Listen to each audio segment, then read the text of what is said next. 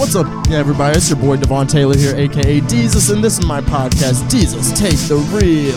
No, this is not a religious podcast. It's a podcast where we're talking movies, we're talking life, we're talking all sorts of crazy shit tonight. And guys, this is a super crazy, awesome fucking episode. It is episode number 20 of Deezus Take the Reel. It's Black Podcast Week. Like, there's a whole lot of awesome shit. And for the very first time ever, we are live. Tyler, say something because we're live. We're fucking live. Yes. Oh my god. What? We're gonna fucking do, guys. We're so live. No mistakes. No mistakes. Yes, Ty. No mistakes. Ty in the chat says fourth time's the charm because we tried to do this intro because I'm derping, guys. Today has been a struggle bus for me. Like, in case you didn't know, Tess knows more than you guys. Well, and Tyler knows, obviously. Chance, you don't know how hard I struggled today. How we struggled today. So I'm already talking to everybody here, guys. So we have a really big show for you guys. I have all the usual suspects here. So, of course, we got T-Money's in the house. What's up? What's up? We got Mr. Chance Nichols over here. Yeah. Yes. And then the soul lady here that might not be here for too long if this weirdness keeps up. It's Tess Divine. Hello. She's the most level-headed one of us right now, like by far. Chance isn't far off, but I mean, me and Tyler, I'm a mess. Guys, I'm on 2 hours of sleep today. Oh, you are. I forgot. I didn't nap because we came here, and then I went to Tabby's house, and then we went to Walmart. You'll hear more about that adventure later, guys. I forgot about that until you had said that earlier today. So yeah, it was a crazy day. Yeah. But this is gonna be a super fun time. So we just got done watching the movie Drive. We've been eating snacks and drinking drinks and drinking more drinks and smoking them smokes and all that good stuff. And then smoking them smokes and drinking them drinks. And smoking the drinks and drinking the smokes. Si, senor. But yeah, we had a really good night. And Chance and Tess had never seen Drive. So it was that's magical. gonna be a good thing. Or at least Chance's face said it, because every like 20 minutes he'd go and then like calm down and like still keep his mouth open and stare because he was just so enchanted by the entire thing.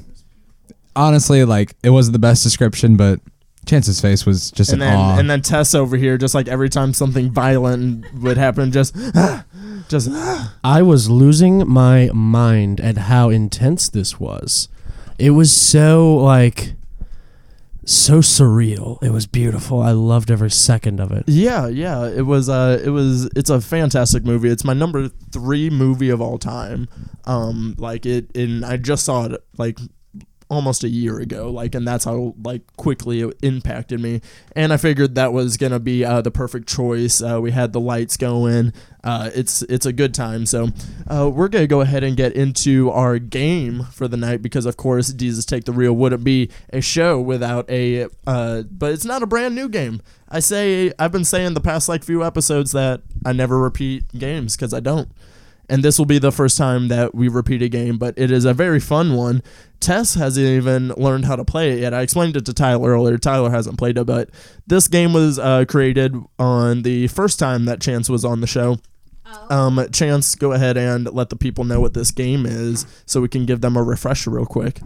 With the Fiscal Yup Yup? Yes, the Fiscal Yup Yup. Fiscal Yup Yup, for those of you wondering, it's an improv game. So basically, we're gonna review some movies, and I'm gonna, from Ty or Manny, somebody in the chat, somebody suggest a movie, just any movie that you know that I have seen. Hit me with that movie real quick while we explain how to play this to Tess. So basically, it's an improv game. okay. One person, I'll go first, will review a movie, and then I'll be reviewing the movie, and then when it comes to a specific scene, the other people will act out that scene. Does that make sense? Yes. So I'm gonna, since we only have 2 mics, I will be reviewing, and then I'll let 2 people. So Chance and T will go first, so that way Tess can kind of see how it works.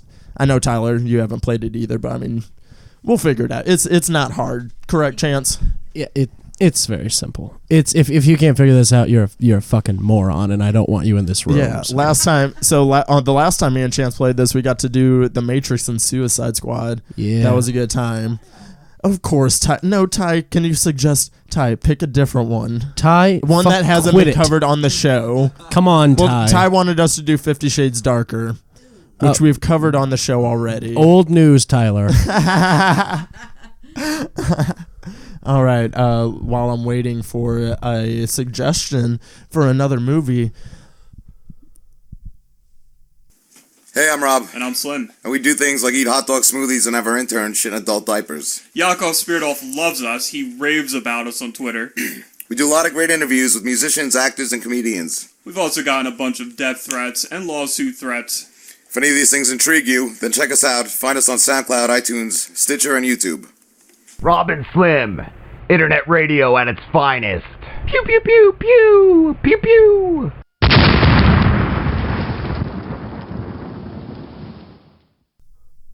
What? Exactly. No, I got no.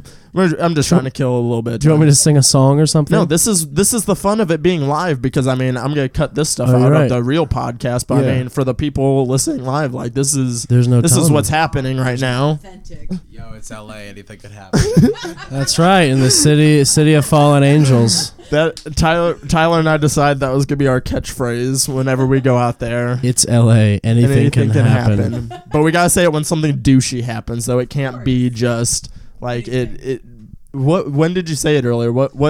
Oh, We were talking about doing drugs in LA, and are they? That sucks. we were not. That's not what we were talking. We were talking about. Surfing. We're talking about fucking, I don't know, something else. Anyways. Too late now. Yeah. You soiled it. I don't give a fuck. Anyways, no, we were talking about doing things in Los Angeles when we officially moved there, and he was talking about how Reagan would probably get on to me about it, and I was like, I'll just have an alibi, and the alibi is it's LA, anything can happen. And he's like, is that how you're really gonna get out of an argument? And I was like, no, absolutely not. Just gonna fucking murder me, but it'll be something fun to say for the time being. All right. I got a suggestion, guys. We got the movie that we're going to be reviewing. It's a movie I haven't seen in a while, but I have seen it. We are going to be reviewing the Seth Rogen, James Franco classic. Tyler, which one do you think it is? I want to say Interview. It is not. I wish it was that one, but it's not. It's the other one, the first one that started it all. It is Pineapple Express. Yeah. Well, I pointed at Chance, and Chance goes, he nodded, but I don't think that people We're heard gonna that. rock down to Electric Avenue. All right, so I'm going to start reviewing the movie Pineapple Express. Pineapple Express is the stoner classic. It cemented its place in stoner culture history for stoner movies, up there with Dazed and Confused and all the good stuff. You have Seth Rogen doing what he does, playing a stoner, being stoned. You got James Franco as his best friend / dealer. And they just get into some shit. They get into some shenanigans. This movie, it's a prequel, actually, to me and Tyler's friendship, for those of you who don't actually know. But yeah, you have the great chemistry between Seth Rogen and James Franco. They're best friends in real life. And then, so we have the epic montage of them getting stoned together at the beginning of the movie. So I'm going to need you guys to reenact this for us. Okay. Yeah. All right, here we are. We're smoking weed. Oh my god, I can't believe we're smoking weed in this movie. Yeah, man. James Franco. Seth Rogen. I forgot the character names. Jay? Is there a Jay? Are we just smoking Jays? I think there's a line about a cat. Oh my god.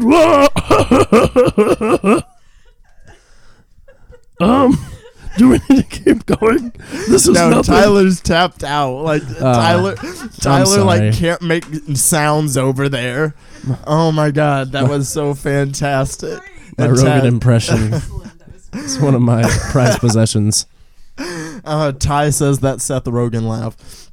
But yeah, you have this great movie. See, and the great thing of this movie is it's simple, because I mean it's them getting stoned together. That's essentially what it is, what we just got. And then we get the side character. We get introduced to fucking what's his name?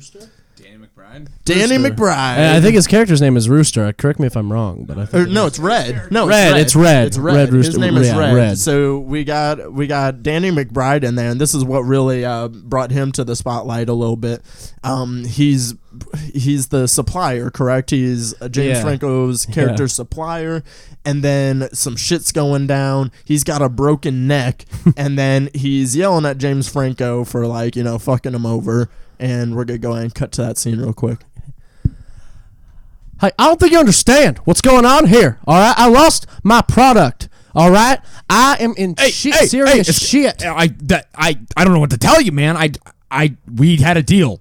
Motherfucker, deals don't matter anymore. All right, I'm about to flush your head down this fucking toilet. No, you're not. No, you're not. Hey, Seth, get in here. Time to get a motherfucking scholarship. Oh, what's going on? Oh no, we gotta fight him. Yeah, that's right. We are. Fuck you, Danny McBride. All y'all need to get out of here before I start making a HBO series, Eastbound and Down. Yeah, Eastbound and Down? Well, you know what? Fuck you, Smokey the Bandit. I'm going to come after your fucking ass like some, I don't know, important. That was a really great pull for Smokey and the Bandit. Yeah, it really was. Oh, all man, right? that was intense. Like I felt the intensity in the room. I felt like I was there in the middle of the argument trying to mediate that. It moved me. Whew. And then Seth comes in there. It's the ambiance. I mean, Hi. in my opinion.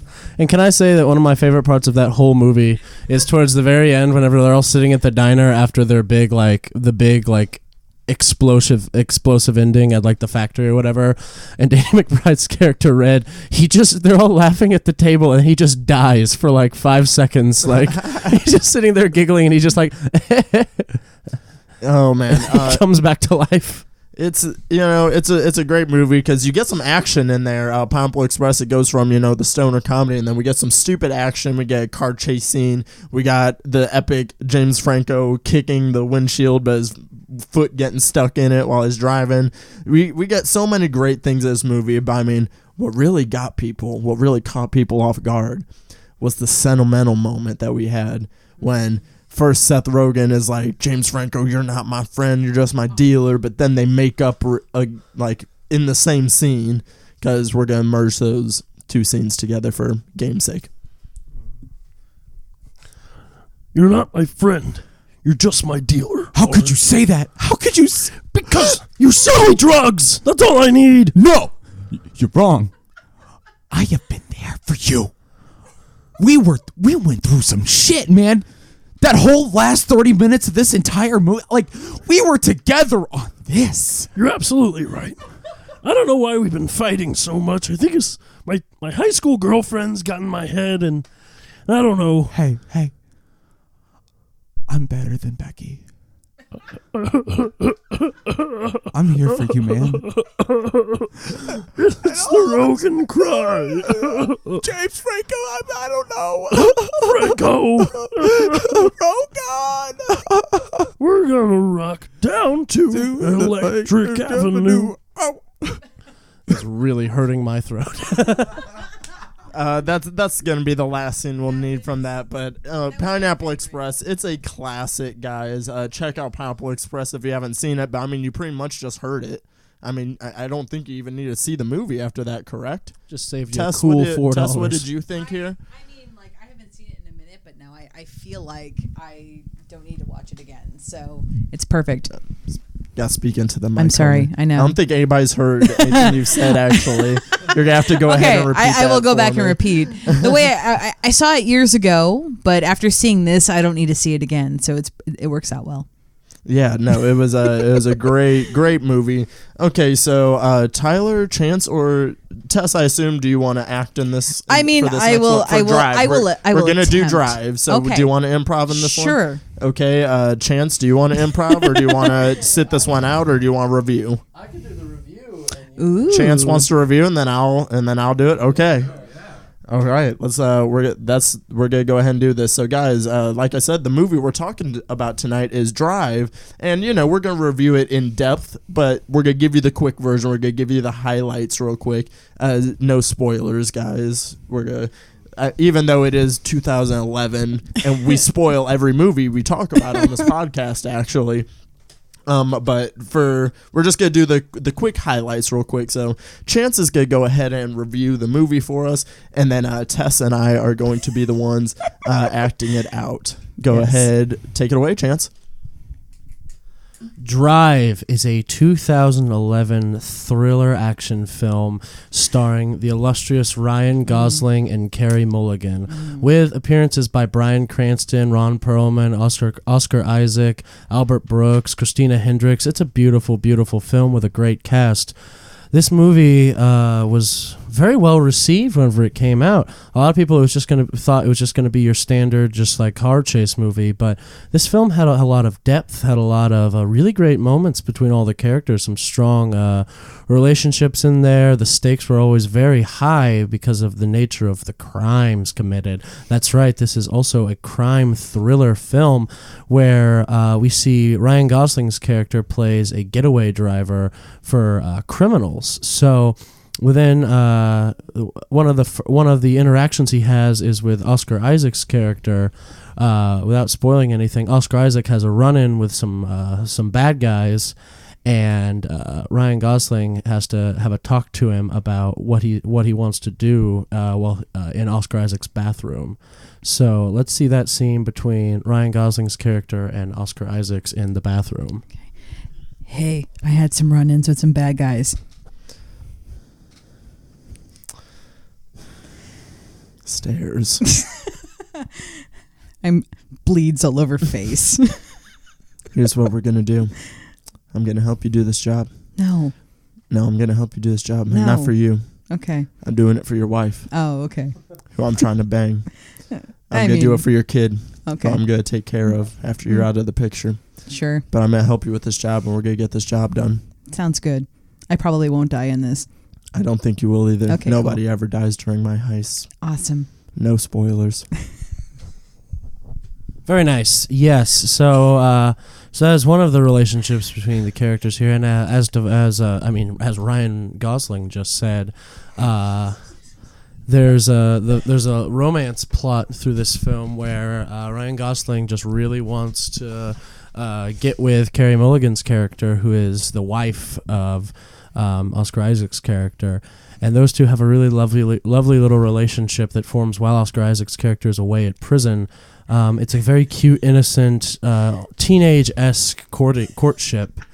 And there is one particular scene where it's the outskirts in the hallway of Oscar Isaac's character's coming back from jail, and it is his welcome home party.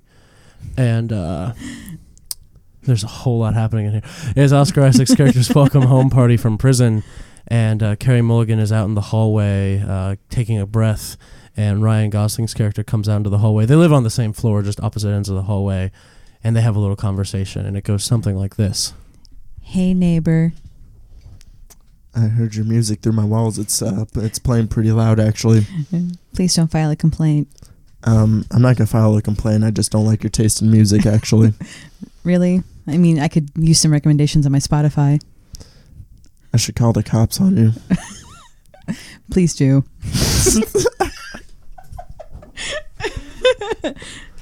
I want my husband to go away. Your husband's not gonna be in the picture for very long. Oh, there you are, taking out the trash husband. Oh, just kidding.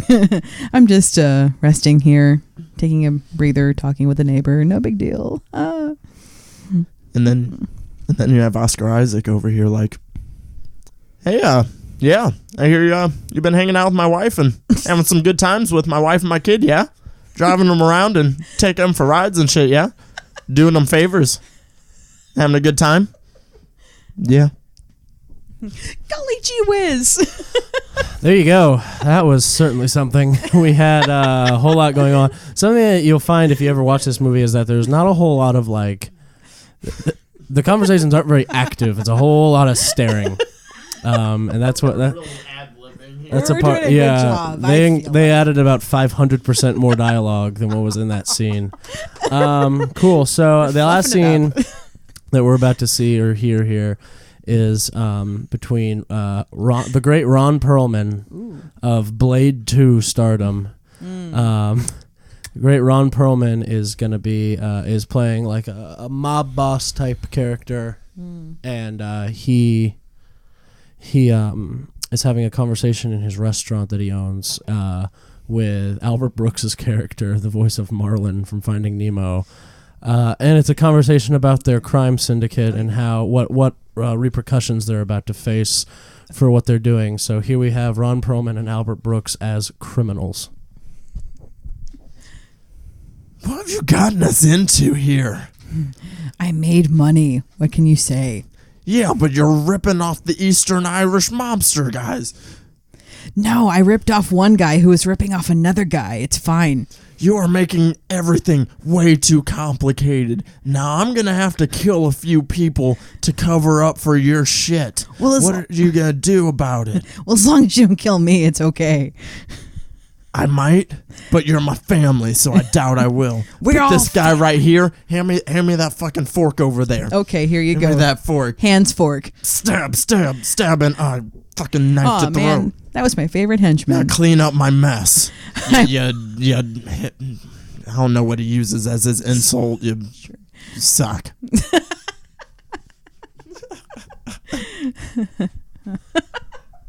And there you have it. Devon, I think it's your show. You have the floor, sir. Yes, that's true.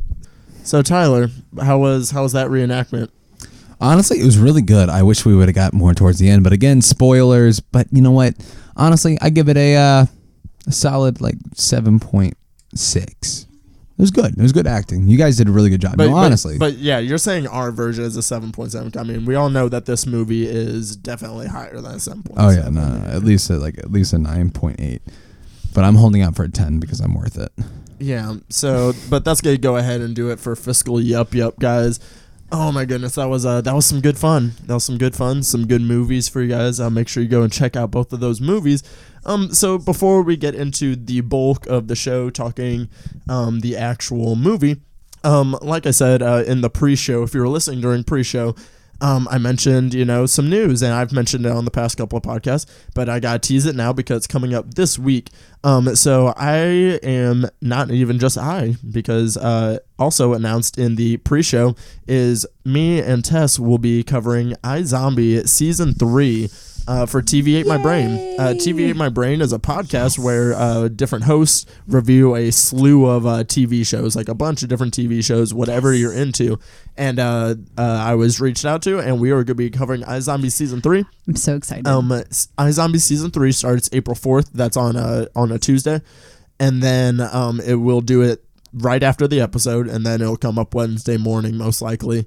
Right on. But we will record definitely Tuesday night, and we'll take some calls and stuff. We're going to do all sorts of fun stuff.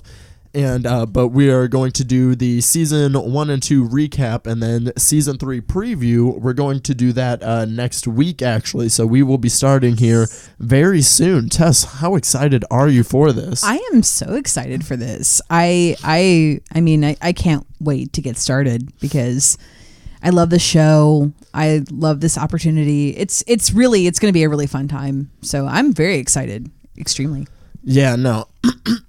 I am. I'm super excited to definitely do this. It's gonna be a super fun time, and that's not the only show I'm covering. I will be covering 2 shows over on TV8 My Brain. I'll also be covering the Netflix special that's coming out, 13 Reasons Why, based on the book by Jay Asher. Wow. Yeah, and that's gonna come out all at once. So I think it's gonna be a 6-parter because I'm gonna double the episodes up, and then the last one I'm gonna do 3.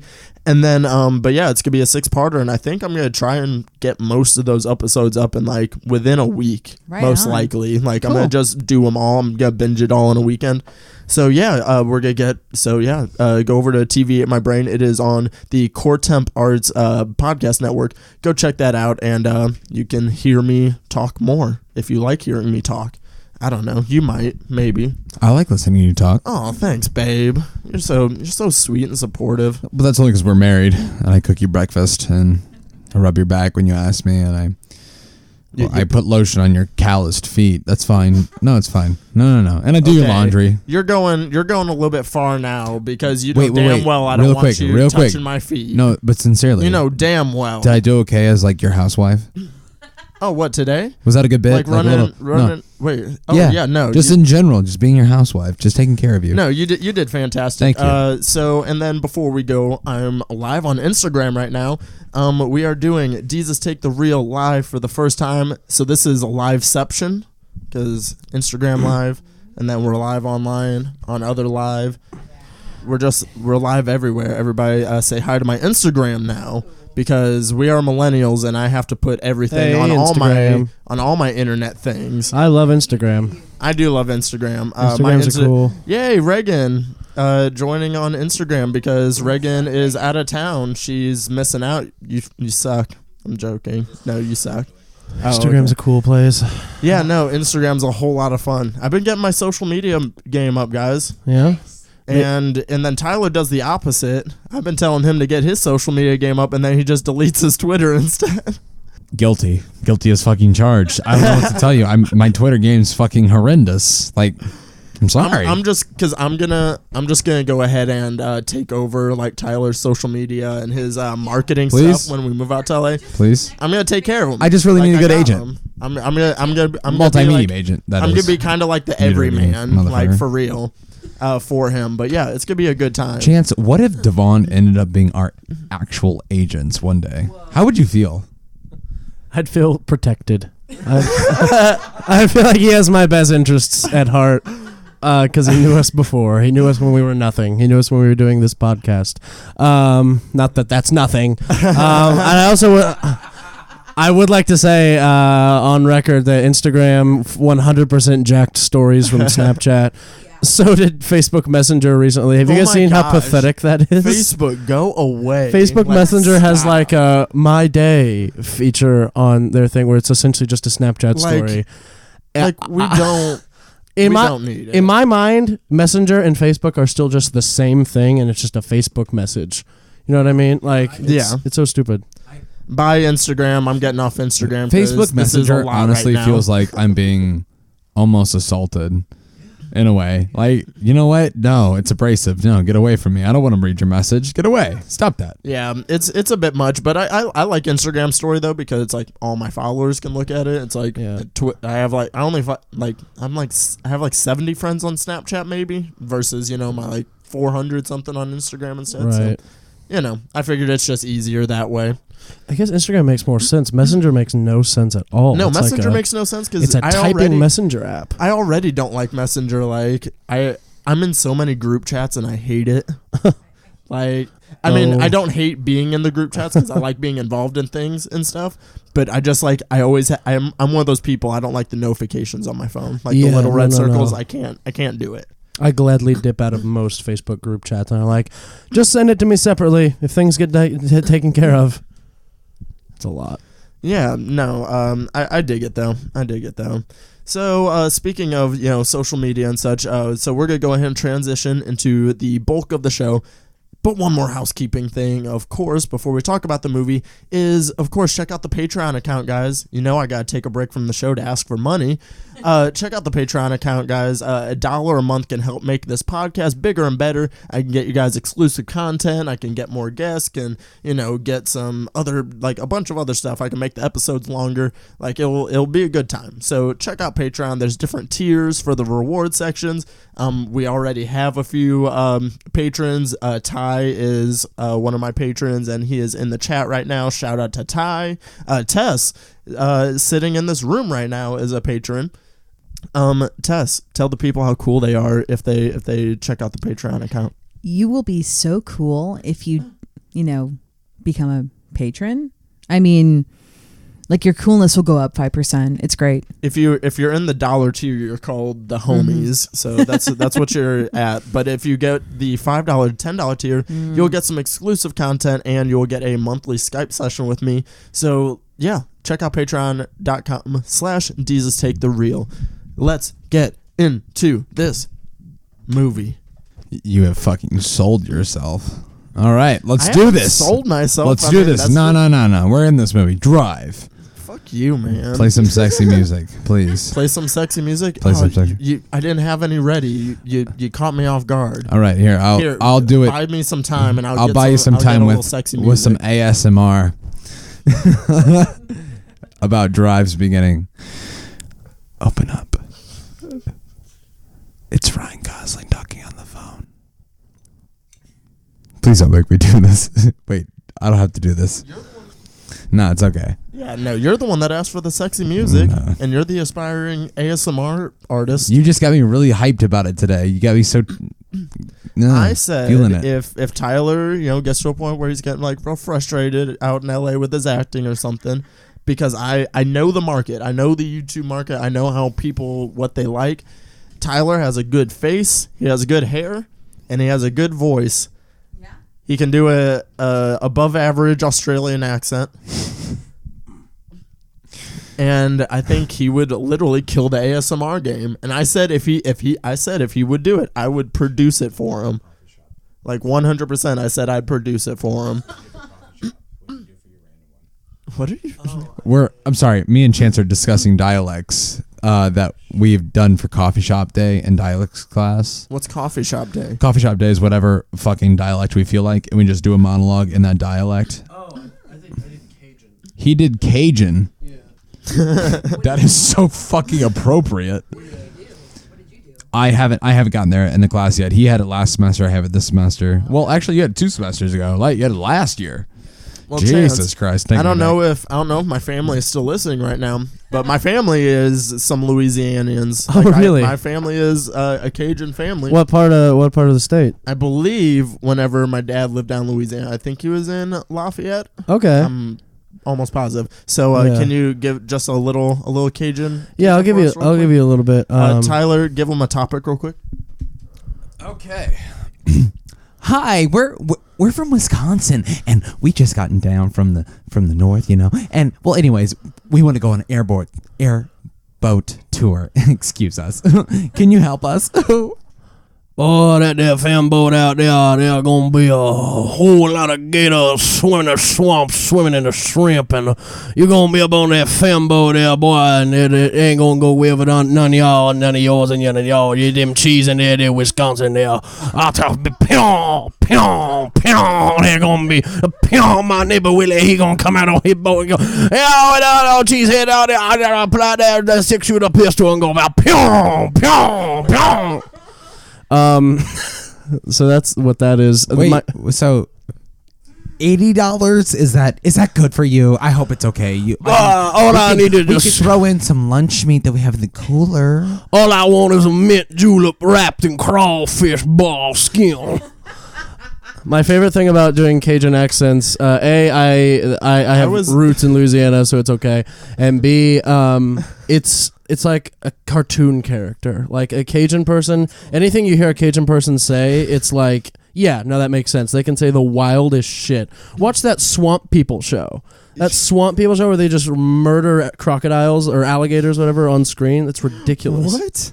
Oh my god, that sounds awful. Yeah, it's on History Channel. They just murk alligators right in front of you. Oh my goodness, guys, I was literally just drooling and like had a tear in my eye when you started making the I was dying. And like I've talked to like, my dad's old friends and stuff, and they said like whenever they moved up to St. Louis from Louisiana, they said they could not understand my dad for like a solid like almost a year. Like apparently his accent was that bad. Mm-hmm. Like they it's their own language. It's called Kunas. It's like broken French with Cajun-ness. It's insane.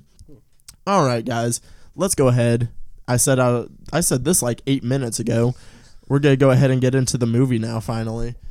Who knows how much of this I'm going to cut? Probably none of it, actually. Except for like the in-between bullshit. But, I mean, I'm not cutting shit. This like, here. I'll let this episode be long. I don't care. This is Deezus Take the Reel number 20, damn it.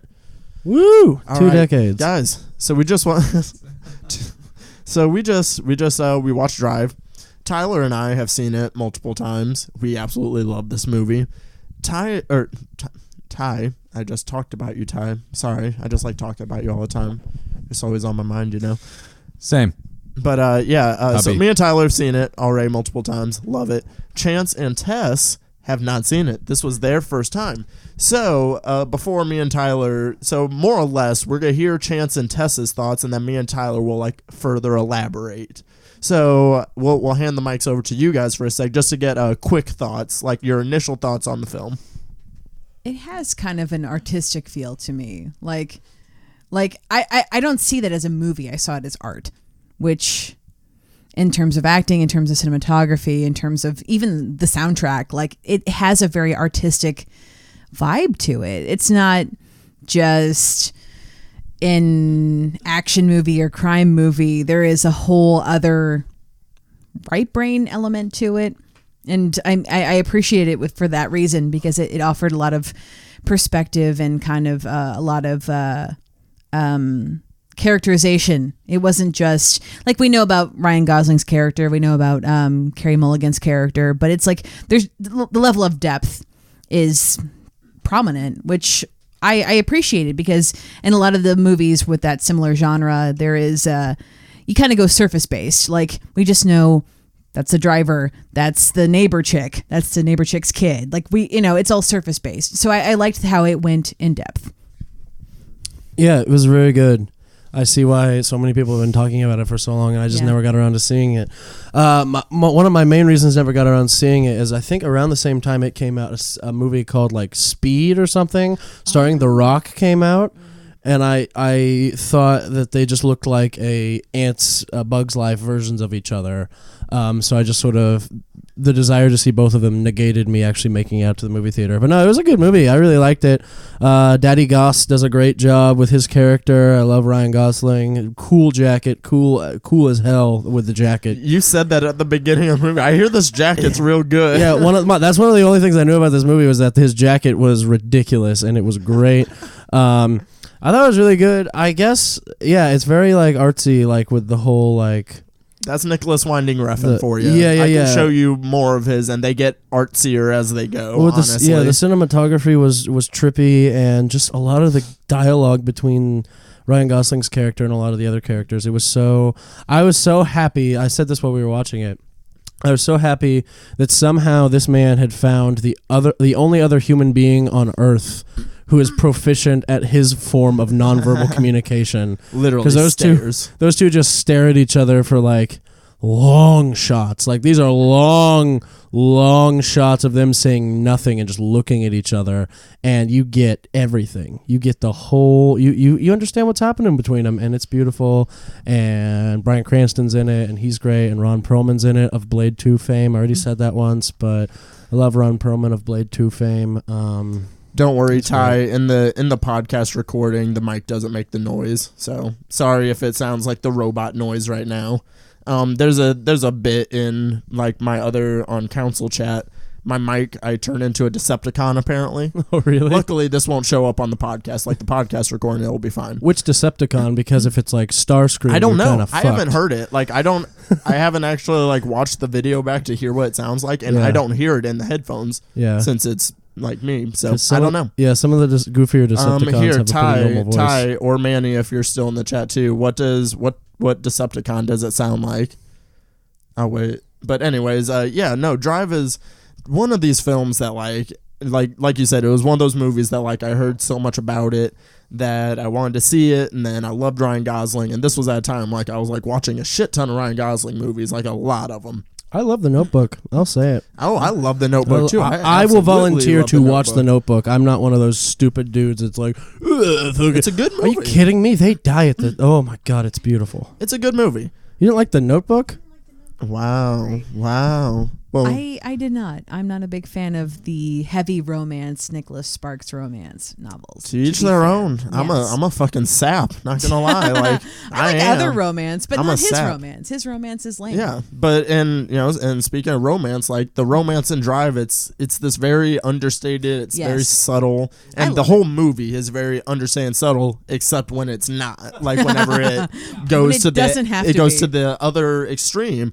I don't know. I think that's what it's for. You get because you can't have a subtle movie like that the entire time. Like you can't. No. So it's like and that's what the driver's character is about. Like the whole movie, he's so efficient. He keeps his composure. He has a control over the situation. And then once he gets in this situation where he is not in control, and he starts to unwind and he starts to crack. This movie, we see him get more frustrated and angry and violent, and then he turns into the shark. And it's a super Super cool movie. Here, let's get the mic back over to T for a sec. T, so, I showed you this movie shortly after I watched it for the first time. Here, trade me. I'll get you on camera, boo-boo. Look. But, so, what are your thoughts, like, and especially on this rewatch, maybe? Did you notice anything new? The music, honestly, is so capturing in terms of, like, telling the story as it's happening in time. Like, the soundtrack itself is just, it's so compelling and just, it drives the story and then, it drives the story. Yeah, I'm sorry. So dishy, right? But really, this movie is one of the top favorites because it's just so well paced, well acted. It's not over the top. It's perfect for what it is. And that's really good. That's a good movie. And then on top of it, just so much technical, with in terms of soundtrack, in terms of color, in terms of everything, just that the director was able to capture with the acting. It did a great job. Would you say the same thing in terms of like what you and I know as performers? Yes, I would totally agree. It was one of those. It felt like one of those instances where it was a director saying to the actors, "I'm just gonna press go on the camera, and you guys just take your time and really discover this together." And which is really cool to see. Which tells me there probably wasn't a whole lot of interference by like bigwigs for this movie. It felt to me, it felt like, I don't know. It was almost a Fast and the Furious movie. Or the Transporter movie, but directed to be like an Academy Award-winning film. Not to say that those two movies, like the Transporter and Fast and Furious, aren't great movies, because I famously love the Fast and the Furious movies. I am so excited for Fate of the Furious. I haven't seen anything after Tokyo Drift. What the hell is wrong with you? I'm not. You are missing. Well, what do you like? Do you blame me? I mean, Tokyo Drift like almost tanked that franchise. Like it came so close. Yeah, but then The Rock showed up in the fifth one. You need to see these movies. These are so the first one, they are basically not to get off drive, but the first one, they are basically just like, we're still driving, they were robbing semi trucks and doing drag races in LA. By the time we meet The Rock and in the fifth one, they are well-trained international super criminals that freaking can drag a safe through Rio de Janeiro with two perfectly equalized cars. It's insane, these movies. But Drive is not that insane. Drive's much more subtle. It's a more subtle look at the race car, car chase genre. I will say one thing that I wish we would have seen more of is some driving. Yeah, well, but that's the thing, though. It was mismarketed big time. Like, the trailer made it out to seem like it was more action-based, that it had more of the action and the thriller. But it's more of well, no, that's man. It was pretty well covered in terms of the way that they marketed it in terms of action. I mean, well, no, I do remember back in 2011 when this came out, because all the trailer was the chase scenes. Yeah, and there's only 2 chase scenes in this entire movie.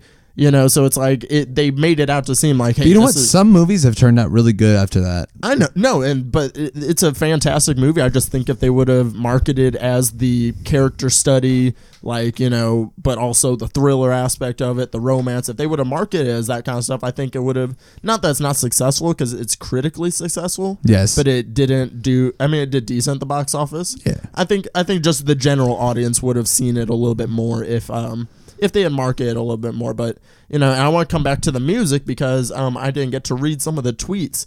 I took some tweets, and we got, of course, Ty weighed in on the movie Drive. The score by Cliff Martinez is amazing. I find myself listening to it from time to time. I listen to it at work all the time. Cliff Martinez is fucking fantastic. Fun fact that Chance will probably appreciate is Cliff Martinez was supposed to score Logan. Oh, really? And that would have been amazing because the score was one of my weakest parts of Logan. We won't get into Logan stuff because we need a whole other podcast on Logan. I think that's going to be me and your next episode. We got to come. We should talk all Hugh Jackman, go through Wolverine's history. You into that? I love Hugh. I love Hugh. Cliff Martinez is a fucking genius. He does most of Nicholas Winding Refn's scores. I know for a fact. I know he did Only God Forgives. He did the Neon Demon, which is another soundtrack that I listen to all the time. Ty also said he hasn't seen Neon Demon, but he says Only God Forgives is his favorite. And then, but yeah, the music plays a big part in it too. Like whenever they're playing the songs, the lyrics are telling what's going on. Yeah, it's very on the nose with what's going on with the songs and the lyrics and stuff, which is so cool to see. Well, and that's why I was saying, like, I was saying when we were watching the movie, like, imagine how cool this fucking movie would have been if it was a silent film with just the music. Like, cut out the dialogue, because, I mean, there's not much in it to begin with. Yeah. But, like, have them still, like, talking, like, do it like silent film style. They can still talk and have the captions at the bottom, but have the only music playing in the background, though. Like, replace... Like, just fill the whole music, or the whole movie with music. That'd be a trip. I think that would be super cool. That'd be a trip to Cancun. I don't know. Maybe Nicholas Winding Refn can whip something To a out, edit director's it cut? together. Him and Special Cliff edition? Martinez. That would be sick. Maybe for like a 10-year anniversary or something. Yeah. That would be dope. Yeah. But yeah, it's a great movie. And I always like to, because I do like to break movies down. So I want to see, have you guys each ask a question. Like, is there something you want elaborated on? Like something of the symbolisms or the metaphors or the themes? Because I do like to like break that stuff down. So like, does one of you guys have like a question? I think for me, I'm a big fan of characterization. In any movie with any character, I want to know more about the main character. So I think for me, when he mentioned that he had been in LA for a period of time, but like kind of indicated he wasn't a native, like immediately my question was like, what brought him here? Where is he from? I don't know. Like I like to know those little things. Like I know it doesn't really like add much in the end, but I don't know. For me, I like that kind of detail. So I don't know. I want more characterization. That's the big thing for me. Well, like I said, for most of the movie is like there's such little dialogue, and it's visual storytelling at its finest. So like I noticed a lot of little things, of course, because I rewatched this movie a lot, and like the more you rewatch this movie, you'll appreciate it more. Like this is one of those movies that the more you watch it, the more engrossed you're in it. Like, and I'll come back to Tyler on that thought here in a sec. But as far as his characterization goes, like I can tell so much about like the little things. Like, so we're like talking in the opening 5-7 minutes, like we get so much information about him, about the way his brain works, the way he does his jobs, that kind of stuff, his meticulous, his intricacies, like all the little things he does, the watch, like I said, he's very in control, he's very efficient. Yes. But then he's understated, he's very guarded. And then, so one of my favorite scenes, not only in Drive, but in just like movies in general, is that elevator scene. Because, so, spoilers for Drive, because I spoil every movie. I mean, it's a 6-year-old movie, whatever. But spoiler for Drive real quick. So the scene is there's the hitman in the elevator with them, and the driver sees the gun. He knows they're about to get into some shit. And this is all in the visual, like there's no dialogue, so the visuals tell me that, so you have the driver. He knows he's hid this side of himself from Irene this entire movie. He can't avoid it now. If he wants to save her life, he's got to show his true self, like the violent anger in him, and he has to show that, and he does. So that's when he does the thing, he pushes him behind her, turns around, gives her a kiss, because he knows like this is the last. Like it's fucked. Chance, like this is the point where we realize he's not getting any. Oh no. Because he's been after it this entire movie, and this is when, and like I don't mean to. I mean, but it is a very like emotional moment in the movie, and then he beats this dude's ass and stomps his fucking skull into pieces with his boot. And it's incredible. It's one of my favorite scenes from the way it's shot. Like there's a video that breaks down like the camera work on it, like everything about it is super cool. So I wanted to shift over to Tyler real quick, get a couple thoughts. So for you, because now you've seen it a few times, you've watched it a couple times. Upon rewatch, what's something you appreciate a little bit more? Good question. Wow. Something that I appreciate more is the way that the movie is able to breathe. And I don't know what it is about Ryan Gosling's character, but it's his ability to just take his time, and it's so well paced, the movie in general, because of the way that the characters take their time in responding to one another, listening and then responding the way that their characters would. In terms of Bryan Cranston's character, Oscar Isaac's character, we haven't even mentioned. Who we haven't mentioned at all. Everybody but Bryan Cranston and Oscar Isaac. Yeah, essentially. Yeah, and they're fast paced. They're well moving. They think on their feet. And that's great. And then you get Ryan Gosling's character, and then it's just taking his time because he's playing it. He's playing it like a game of chess. He's taking his time. He's thinking his moves. And he does it one at a time, especially towards the end of the movie. No spoilers, of course.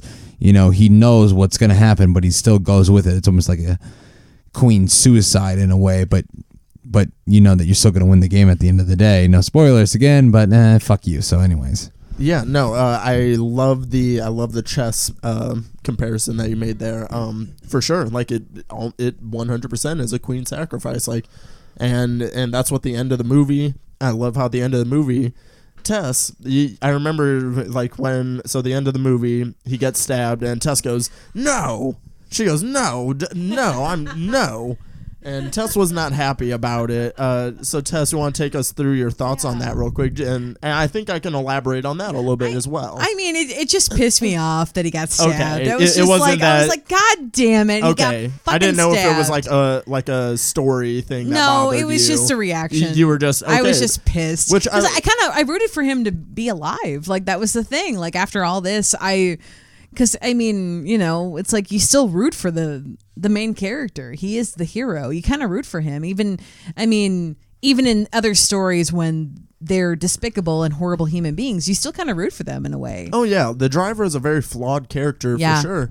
And then, but yeah, I wish, if it was easier without legal and copyright things. Yeah. If we could have filmed Tess during this movie, because Tess was so in it, like... I mean, Chance was in it too. Like, Chance was enjoying himself. But I mean, Tess was like... I was so upset. From like 30 seconds in the movie, like, Tess was just like, I'm locked in. Just like every time stuff was happening, Tess was... I react. Oh, yeah. I am very in it when I'm in it. No, it was great. Like, I loved it. It was so funny. I have a question. Yeah, throw it over to Chance real quick. I have a question. And we've been filleting this movie pretty well, and it's a great movie. I loved it. Okay, I did not hate it. We gotta get to the dislikes. I've got. It's a small thing, but I think it's a good talking point. I want to know. See, Tess had brought up what I want to know more about Ryan Gosling's character's backstory. He seemed to have a slight maybe East Coast, maybe New Yorkish accent. Maybe he comes from there. I don't know what it was. He seemed well trained. He seemed like he is some sort of like a Jason Statham-esque transporter character, or another Jason Statham like a Chev Chelios from Crank. Things like he seemed like he knew what he was doing. But something that bothered me at the very beginning of the movie. Whenever he's talking on his burner phone to the person who he's doing his first job for in the opening sequence of the film, he said he gives him like his stipulations, like, this is how it works, this is how you're gonna be here, you're gonna be there, blah blah blah, and then he ends the phone call with, you won't be able to reach me on this phone again, and then he flips it shut and he tosses it onto what I thought was a hotel bed. I thought he was in a shitty motel, and he was like a drifter that bounced between hotels. But what I later found out was just his apartment.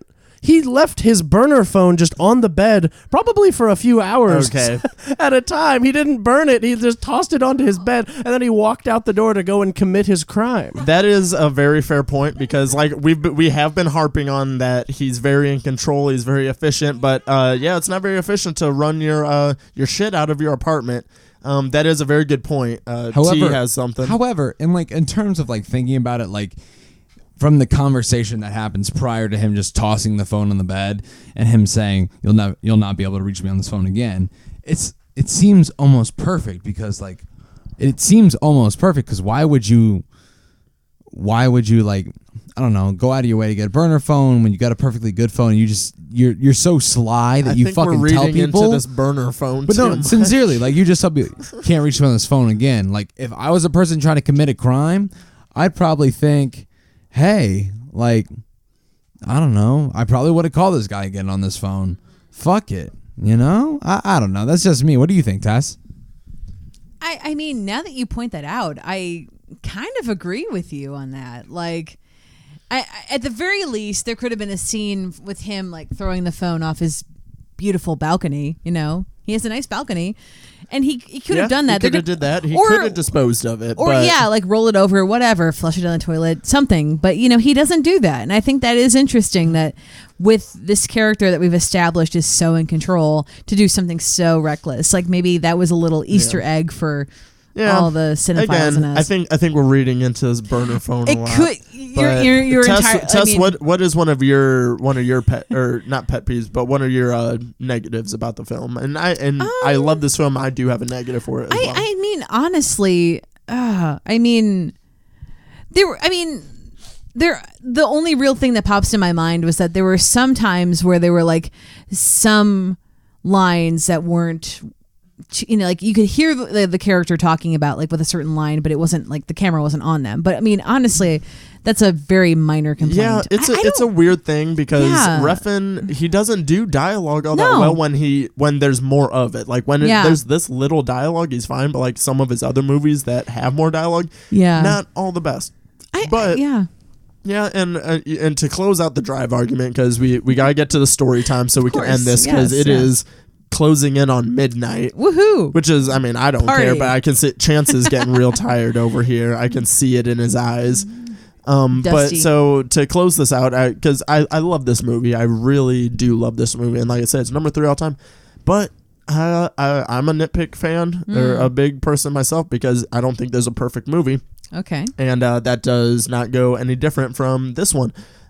Drive, the biggest flaw for me is Ron Perlman's character Nino. Though Ron Perlman is great, he has some interesting lines. That's a motherfucking sweet ass pussy mobile motherfucker. But is it the convenience of the character? No. What it is it just nothing makes sense. His motivation for holding up the other pawn shop.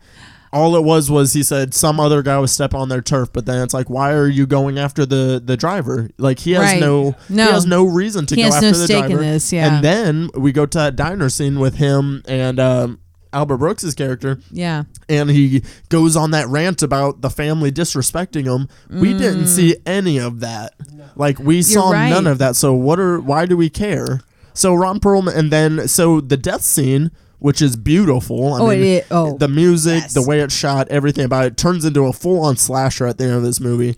And the death scene is cool, but it has no emotional impact because Nino's character is nothing. Like True. He's there. They just don't explain anything, so I don't care. If you think in literary terms, I'm just throwing this out here. I don't know if it's the case or not, but in literary terms, I would kind of like label Nino as sort of the driver as an unreliable character. If we're assuming like he's the narrator of the story, and the thing about unreliable narrators is that they're unreliable. So it's like what we're getting is their perspective. What is that accurate? We don't know, but I mean.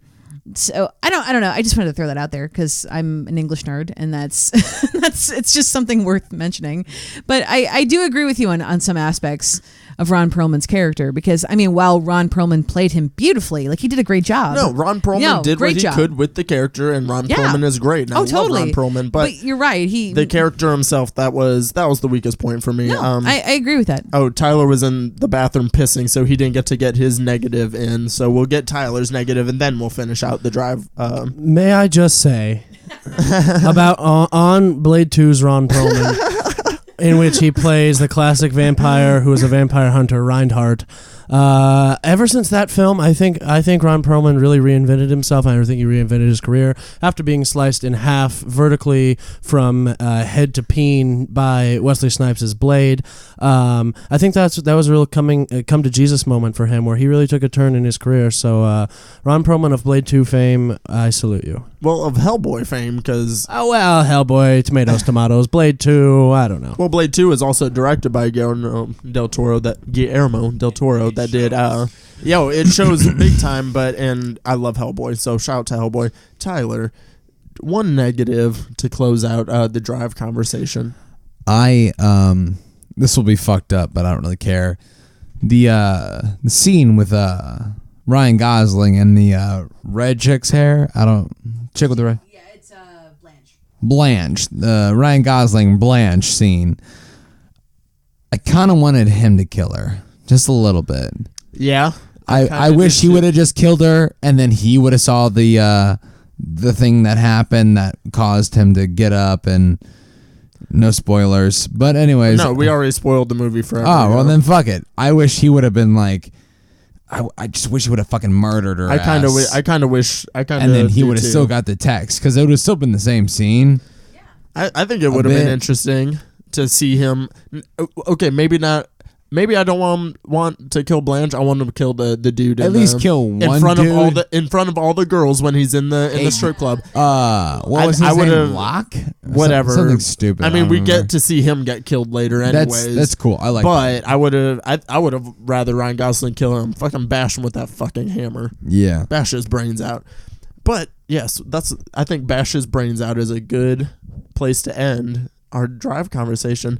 I'm really glad that Chance and Tess really enjoyed this film. And yeah, guys, this has been so much fun. So we of course have one last segment for the show. It is our story time, and it is a story that literally happened today. Me and Tyler, this started a tad late. We were rushing and whatnot. Tyler, we And you know the irony is because we just covered Chuckle Fucks on Deezus and T Money Reel It In yesterday. We literally just covered Chuckle Fucks, and then we became them today. Yep. We were them. So where did we go wrong to begin with? I mean, we were super stoned, Avi. Yes. I skipped my nap. Yep. So I'm still running on 2 hours of sleep. Proud of you. And yeah, so we're in a weird mood. And we're about to go to Walmart because Tyler came up with the great idea, get these lights, which glad you did because these lights are bomb. But so we were going to go to Walmart, get the lights, get some booze, get some snacks. We were going to do it. Well, getting those 5 things because Tyler also got some shoelaces randomly. Sorry. But those things took us like well over an hour and 15 minutes. But anyways, before we even left, so we're about to leave, and we were going to drive, and then Reagan's out of town, so she left her car behind. And Tyler goes, oh, hey, we should take Reagan's car, because Reagan's car is, better than ours. Our cars are shit. And so, we were like, oh, yeah, let's take Reagan's car. Well, so fast forward for an hour and a half after the Walmart trip.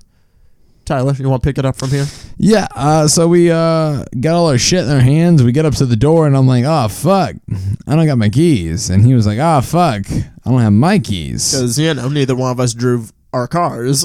And Reagan's keys don't have a key on it. I guess we should fix that. Might probably. As well.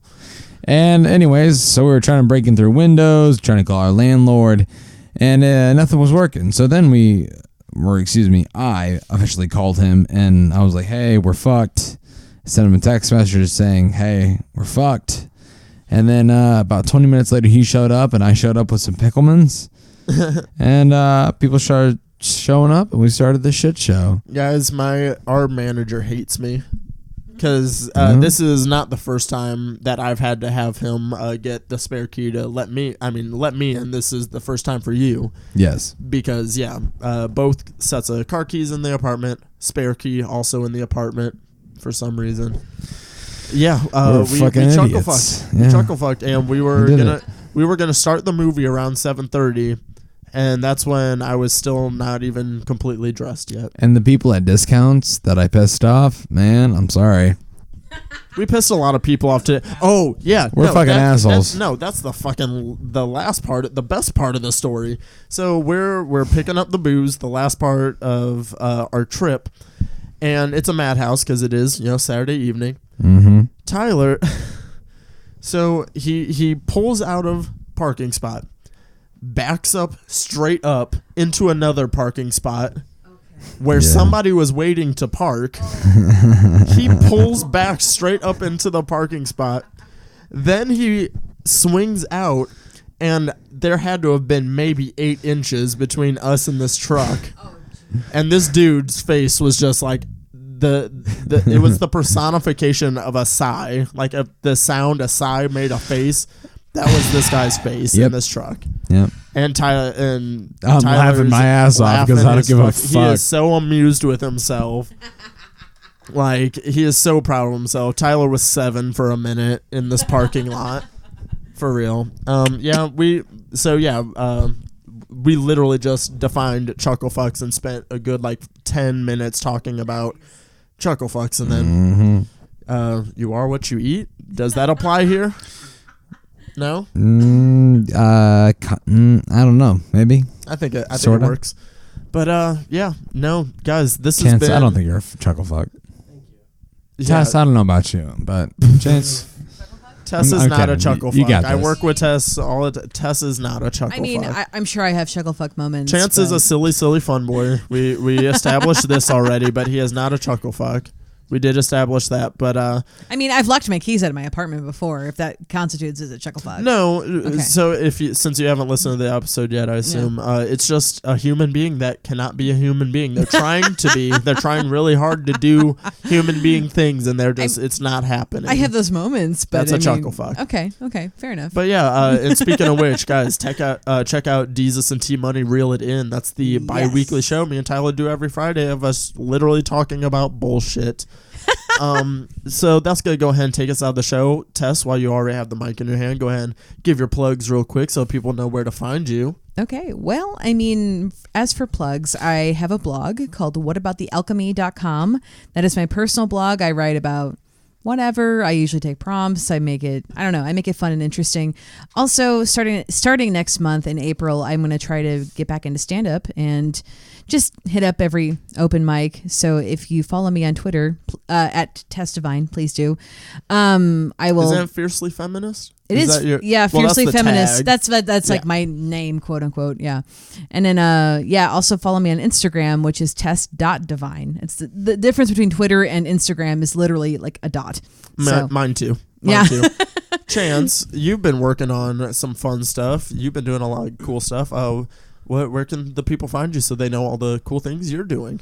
You can find me as always at my Twitter at Chance the Actor. Very fun name. I've been workshopping some new ones. I'm thinking maybe after graduation I might try a new name out. I don't know. Oh man. I don't know. I can't. I'm stuck. I'm stuck with this Twitter handle. I gotta keep it for the next some dumbass kid forever. from Alabama or something has at Chance Nichols and he hasn't tweeted since 2013. And I've emailed Twitter about it. I've tried to do Instagram. So much and they just won't. There's no fucking stopping it. So just follow me on Twitter. That's really the best place to find out what I'm doing, where I'm going, things like that.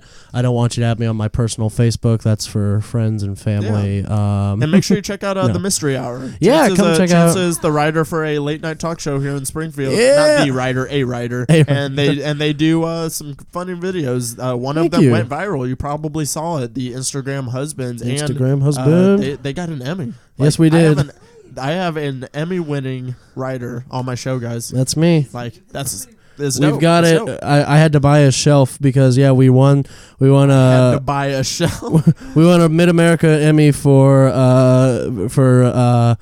program feature segment, arts and entertainment program feature segment, and so it was for writing the video Instagram Husband. And so a lot of us, we all got our own individual statues. And in my room, I had just my bed and a chair. And so the Emmy lived on the floor for a bit, and then I finally bought a shelf to put it on so it wouldn't have to live on the floor. But yeah, you can follow me on Twitter at Chance the Actor, Mystery Hour stuff. You can follow at The Mystery Hour on Twitter, like us on Facebook at The Mystery Hour. Check out some Missouri State Improv shows, Thursday nights at 9:30, Carrington Auditorium, always free, always fun. I do some light stand-up stuff here around town a lot as well. Not so much recently, but again, I'm also going to I'm going to start stretching my wings a little bit more in that because I sort of miss the stand-up scene. But it's fucking bullshit right now with this open mic stuff happening in Springfield with the sign-ups online. Controversy. What is this? Get on it if you want to do it next week. I'm gonna perform next week. Yeah, you got to... Yes, you should too. We should all do it. Tyler, you should do stand-up next week too. Well, it's... At Springfield Improv. And they have a fucking online sign-up, and I'm not a fan of it. I don't know. I think they're getting a little too big for their fucking britches. having an online sign up. Like, I'm sorry, just have a piece of paper by the door and have us sign it. I miss the old days, the laughing stock with Murr, where freaking Murr would just take my hat and put all our names in it and shake them up. This was like 2013 or something. I don't know. Yeah, I might do some stand up here. I might do some stuff. Blue Room's apparently pretty cool. I haven't been able to make it out to that because their open mic's the same night as our improv shows. But I want to check that out. So yeah, just stay friendly, friends. I don't know. And T-Money, there's only like one place they can find you now, I believe. Yeah, you can only find me on Instagram. I got nothing in comparison to Chance. But I'll do a little shameless self-promotion. Go ahead and follow me on Instagram at the misunderstood_madman. I don't blog your shit with a bunch of fucking shit, so just follow me. I'm pretty cash. Cashmere. Were you trying to like hint at something? Yeah, I felt like you were hinting at something, man. Yeah, people blog up my shit with shit. It's fucking terrible. Are you saying I blog up your shit with shit? Did you post something in the past 24 hours? What, on Instagram? Yeah. Of course. Did you? Haven't seen it. Anyways, I don't blog up your shit with my shit. So I thought you were throwing me some shade. I was sorry, like, Deez. Anyways, proceeding. I am in the process of producing some shit, so be on my radar. I'm gonna be producing some stuff. Little short screenplay I wrote. I'm gonna be producing a short film called "It's a Work in Progress." So be on the lookout. Yeah. You're getting so much better with your plugs. I'm so proud of you. Shut. You're good. You've got these down. You're so there. Guys, as always, you can find me on Twitter at Deezus12. Make sure you follow the podcast Twitter at Deezus TT Reel. Oh my God, we had so much fun. Tess, thank you for coming, of course. Chance, thank you for coming, of course. Yep. T-Money, thank you for everything today, because you my nigga. My nigga. You got your My back, baby. Thank you very much. But yeah, that's going to go ahead and do it for this crazy, ridiculous episode of Deezus Take the Reel. If you stuck with us through it this entire time, internet high fives all around, drinks, internet shots are on me. But yeah, that's going to go ahead and do it. And we're about to take some shots and take some bong rips and enjoy the rest of this evening. Peace out, motherfuckers. Woo!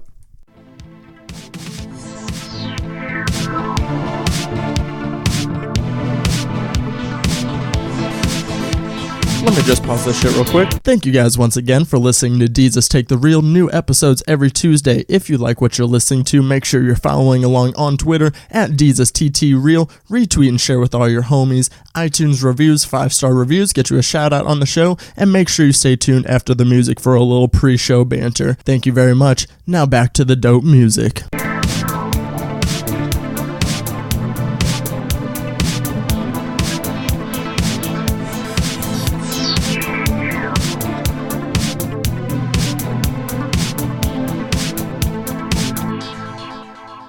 All right, let's get this shit going.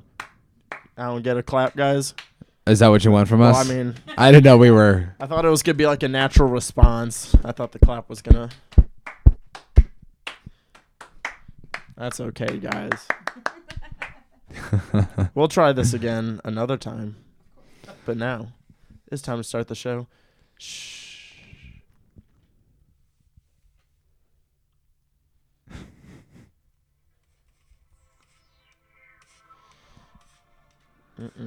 Nope. You can't hear that music yet. Hold on one sec. What is going on? It wasn't. Was it playing? It was playing out of this, wasn't it? Yeah. Hold on. Kinda. Yeah. I gotta fix that so it actually records the music. Edits. Let's go. Input. There we go. Now. Okay, guys. See, this is my first. This is why I don't do live shows yet. This is the first one. I'm not perfect, guys. T, you're just staring at me, judging me, and I don't like it. I like your cardigan. This isn't a cardigan, it's a jacket. I like your jacket. Thanks. Just saying it's not a cardigan, but it's a jacket. Yes, Ty likes Fiscal Yup Yup, Chance. The name is already trending, not really. Chance, is that really from you? Yeah. Yeah, I came up with the name on the spot one episode. I like that. Why is my music not playing? This is really upsetting me right now. My music is not playing. Third world hunger is upsetting me. Man, perspective. Yeah. Okay, I just like things to, go my way. Oh, so it's playing for them, but I can't hear it. Wow, that's adorable. Hey, guys. What's up? It might help if my headphones were plugged in. You're a fucking idiot. Oh, my goodness. Hold on. Before we start the show, I gotta get the... Is this your first time podcasting? I mean, I'm just... Guys, look at me. This is what's going on right now. This is the madness right now. Oh, my goodness. This is so... Okay.